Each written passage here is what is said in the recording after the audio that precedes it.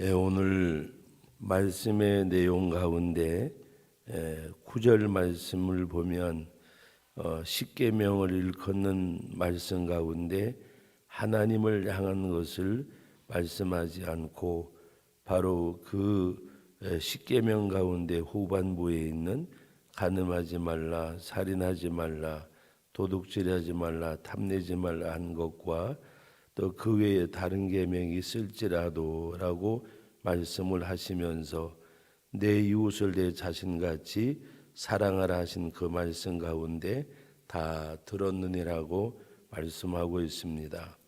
그러므로 1계명에서 4계명까지는 하나님을 사랑하는 성도는 당연히 어떤 것이 구분되어 있지 않더라도 그 삶을 살아가는 것이고 또 내 이웃을 내 몸같이 사랑하라고 말씀하신 그 말씀을 이룬 가운데는 우리 5계명에서부터 10계명까지 바로 부모님을 향한 것과 우리가 이 땅에서 사회적 어떤 관계성 가운데서 잘못된 관계가 깨어지는 그런 모습이 아니라 사랑하라고 하는 계명 가운데 바로 그 모든 것들은 그 안에 다 들어있는 어떻게 보면 이웃을 사랑하는 행동의 지침이고 또 하나님을 사랑하라고 하는 또 그 행동의 지침.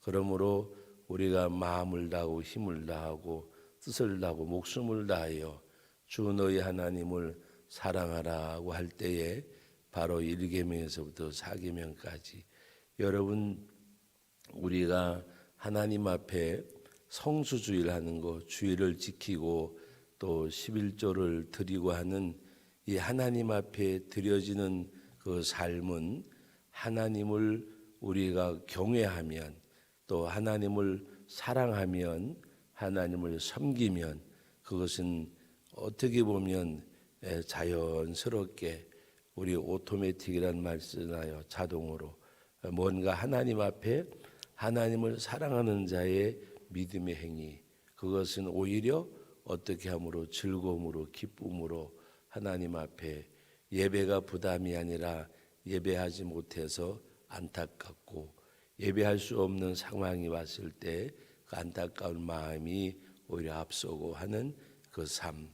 그래서 하나님을 뜨겁게 사랑하면 뭐 이렇게 저렇게 이야기하지 않아도 뭔가 모른다고 할지라도 십계명을 모른다고 할지라도 하나님을 사랑하면 자연스럽게 그것이 나올 수밖에 없는 행위 또 내 이웃을 내 몸같이 자신같이 사랑한다고 하면 바로 부모님에 대한 거나 이웃에 대한 거 뭐 부모를 공경하라 살인하지 말라 도둑질하지 말라 간음하지 말라 그런 어떤 부수적인 것이 없다고 할지라도 그것은 자연스럽게 나오는 것.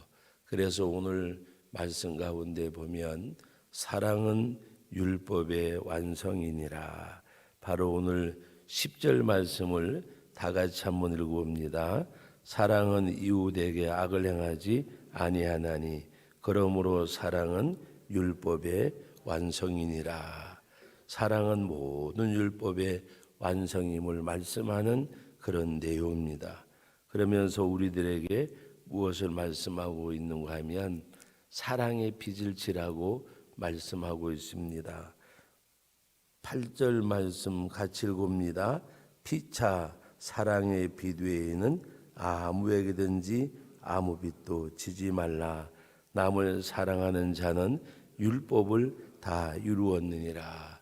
사랑하는 사람 하나님 사랑하고 이웃을 사랑하면 사랑의 빚 외에는 아무 빚도 지지 말라 그랬습니다. 사랑을 어떤 마음으로 빚진 자의 마음을 가지고 행하라는 말입니다. 그래서 사랑의 빚 외에는 아무 빚도 지지 말라고 말씀하셨습니다. 그래서 나는 언제든지 이 사람에게 갚아야 될 것이 있는데 뭐를 갚아요? 하나님의 큰 사랑을 입은 내가 이건 지극히 적은 거. 여러분 그 비유로 주님 말씀하셨잖아요. 1만 달란트 탕감받은 자와 100다니엘은 빚진 자의 비유를 말씀하면서 자기는 1만 달란트를 탕감을 받았는데 바로 100데나리온 빚진 자를 용서하지 못하는, 여러분 1만 달란트는 계산을 하면 우리가 벌 수 없는, 측량할 수 없는 그런 많은 액수, 100데나리온은 석 달 열흘만 일하면 갚을 수 있는 거. 바로 나는 큰 사랑을 받았음에도, 많은 것을 탕감을 받았음에도 나에게 작은 빚진 자를 용서하지 못하고, 그래서 그 비유를 주님이 말씀하셨습니다. 우리가 탕감받은 것은 갚을 길이 없는 그런 사랑, 우리가 행하는 것은 지극히 적은 것. 그래서 오늘 바로 사랑의 빚 외에는 아무에게도 빚을 지지 말라고 말씀하면서, 사랑하는 자는 율법을 다 이루었다. 율법을 이루려고 사랑하는 것이 아니라 하나님의 사랑을 깨닫고 그대로 행하다 보니까, 율법은 뭐요? 저절로 내가 율법을 이루겠다고 하는 것이 아니라 사랑하다 보니까 율법의 완성이고 율법이 이루어지는 그 말씀을 오늘 말씀하고 있습니다. 그리고 오늘 11절 이하의 말씀의 내용은 바로 지금 우리들이 해야 될 일이 뭔가를 말씀하는 가운데 12절 말씀을 같이 한번 읽어봅니다. 밤이 깊고 낮이 가까웠으니 그러므로 우리가 어둠의 일을 벗고 빛의 갑옷을 입자. 밤이 깊고 낮이 가까웠으니 그러므로 우리가 어둠의 일을 벗고 빛의 갑옷을 입자 그랬습니다. 바로 이것은 어떻게 보면 이제 구원의 때가 가까웠다. 바로 우리는 시공간의 제한을 받고 사니까 몇 년, 몇십 년, 때로는 몇백 년을 말하지만 시작과 끝이 없고, 우리가 영원한 삶을 산다고 하면 과거와 현재와 미래가 아니라 언제나 오늘입니다. 오늘. 그러므로 하나님 앞에 오늘 이 말씀의 내용은 이제 구원의 때, 마지막 그 때가 가까웠음을 말씀을 하셨습니다. 그래서 11절에 보면 또한 너희가 이 시기를 알거니와 자다가 깰 때가 뭐라 그랬어요? 벌써 되었으니 이는 이제 우리의 구원이 처음 믿을 때보다 가까웠습니다. 바로 주님의 이 땅에 재림할 날이 멀지 않음을 말씀하고 있습니다. 그래서 밤이 깊고 낮이 가까웠으니, 밤이 깊다는 말은 새벽이 낮이 가까웠다는 말이잖아요. 지금 우리가 시대적으로 보면 정말 앞을 볼 수 없는 이 어두운 때, 여러분 1년 전만 해도가 아니라 한 9개월 전만 해도, 우리가 2월 달부터 제가 알기로는 시작이 되어졌는데, 우리가 1년 전만 해도 정말 이런 일이 올 거라고는 여러분 상상도 해본 적 없고요. 꿈에도 생각해 본 적이 없을 거예요. 꿈에도. 여러분 기업가들은 미래를 바라보고 투자를 하잖아요. 미래를 바라보고. 그 현대산업 HS 그룹에서 아시아나 항공을 인수하기로 했을 때 이런 일이 올 줄 알았으면 인수하려고 안 했을 거예요.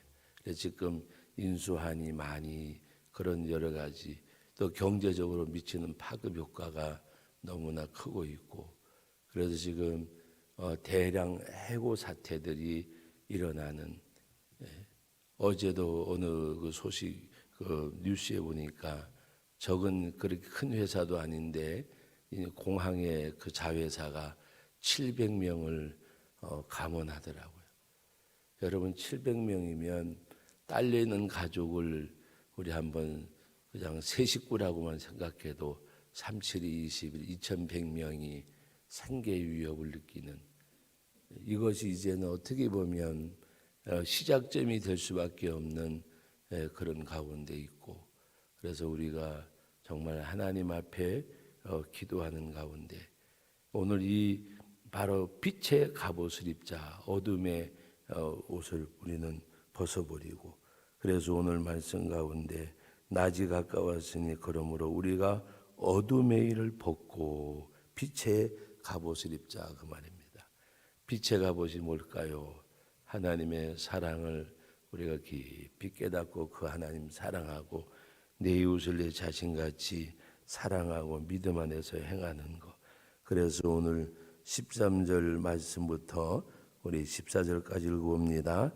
낮에와 같이 단정히 행하고 방탕하거나 술 취하지 말며 음란하거나 호색하지 말며 다투거나 시기하지 말고 오직 주 예수 그리스도로 옷 입고 정욕을 위하여 육신의 일을 도모하지 말라. 오늘 14절에 있는 말씀, 오직 주 예수 그리스도로 옷 입고, 또 12절 말씀에 하반절에 빛의 갑옷을 입자. 구체적으로 설명하지 않더라도 빛의 갑옷을 입고 그리스도로 옷 입는 것이 무엇인가를 알 것입니다.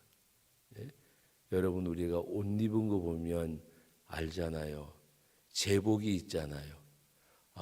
예를 들어서 회사에도 제복이 있고, 우리가 크게는 소방서 아저씨네, 경찰관이네, 군인이네, 뭘 보고 알아요? 옷 보고 알잖아요. 옷 보고. 가끔 가다가 그런 얘기를 입 밖에 낼 때가 있습니다. 우리 아이들이 군에 갔을 때에는 군인이 눈에 그렇게 많이 들어오더라고요. 군복 입은 아이들이 눈에 탁탁 띄어요. 그런데 너무 신기한 거는 우리 아이들이 제대하고 나니까 군복 입은 아이들이 보이지 않아요. 그리고 우리 아이들이 군대 갔을 때, 그때 우리 교우들 자녀들한테 군대 가면 잘 있냐고 물어보고, 요새 건강하게 있다냐고 물어보는데, 요새는 그렇게 해야지 하면서도 우리 교우들 가운데 자녀들이 군대가 있는데 건강하게 잘 있는지 물어봐야지 생각은 있는데 생각이 안 나요. 물어보게 안 돼요. 그런데 우리 아이들이 군에 갔을 때는 똑같이 군대 간 아이들 가진 우리 교우들에게 아이 잘 있다고 하냐고. 왜? 공감대가 있기 때문에. 너무 신기하더라고요. 근데 여러분, 우리 그리스도로 옷 입는 제복을 보면 알잖아요. 우리가 그리스도로 옷 입는, 그래서 다른 사람이 우리를 볼 때에 그리스도로 옷 입는다고 하는 것은 늘 말씀드리지만 삶이 신앙의 고백이 되어지는 것. 여러분, 어제 주일날 1, 2부 예배 때 나는 신앙을 고백하는가, 신앙을 사도신경 고백이 아니라 내 삶이 그리스도인의 삶이 되어질 때 그것이 진정한 신앙의 고백이고, 그리고 오늘 여기서 말씀 있는 대로 우리가 그것이 바로 그리스도를 옷 입는 것입니다. 그리스도를 옷 입는 것. 하나님 앞에 우리가 그와 같이 말씀을 믿습니다. 오늘 주신 말씀대로 빛의 갑옷을 입고 그리스도로 옷 입고 사랑은 율법의 완성이라고 말씀하셨습니다. 그러면서 우리들에게 구체적으로 말씀하신 내용 한 번만 더 읽고 말씀을 맺습니다. 13절 말씀 읽습니다.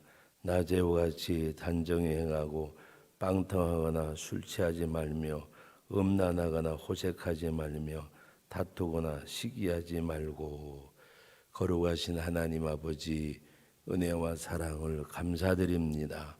사랑은 율법의 완성이라고 말씀하면서 너희가 피차 사랑의 빛 외에는 아무 빛도 지지 말라고 말씀을 하셨습니다. 사랑하는 자는 율법을 다 이루었다고 말씀을 하셨습니다. 사랑은 율법의 완성임을 말씀하고 있습니다. 우리가 지금은 자다가 깰 때라고 말씀하셨습니다. 어둠의 일을 벗어버리고 빛의 갑옷을 입자고 말씀하셨고, 우리가 그리스도로 옷 입을 것을 말씀하셨습니다. 우리가 주님 안에서 이와 같이 행하는 저희들이 되게 하여 주옵소서. 진정으로 하나님 사랑하고 진정으로 주의 몸된 교회를 사랑하고 아버지 하나님 주님을 사모하고 갈망하는 주의 백성들이 되게 하여 주옵소서. 아버지 하나님 주님의 몸된 교회의 모든 범사가 하나님이 주관하시고 역사하는 가운데 아름다운 열매와 결실을 허락해 주옵소서. 감사드리오며 예수님의 이름으로 기도하옵나이다. 아멘.